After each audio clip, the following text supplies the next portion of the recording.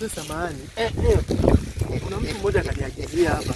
Nilipata matatizo kidogo Naona. Nilipata ajali. Sasa kuna mtu kaniagizia kwamba wewe una uwezo mkubwa sana wa kunyoosha mikono yangu kama unavyoiona.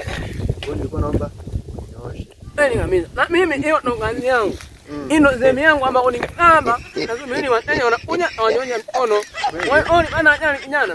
Nilipata ajali ya train. Pole sana. Train. Pole sana. Ukija mimi kwangu na umepona kabisa. Unasumua. Na hapa zote imevunjika. Haina shida.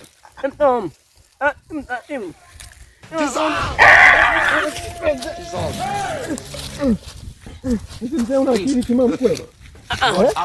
Mzee una akili timamu. Umeona mtu ni kilema amekuja hapa unasema labda ana kazi za kufanya. Mimi nimekuja hapa ni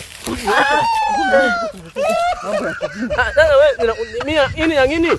Kama kuja hapa ni mimi mkuja kunipiga. Hivi kweli mtu unaweza ukamnyosha hivi mkono kweli? Imagine wewe mzee mimi aliumu linalia. Takuja nikuue.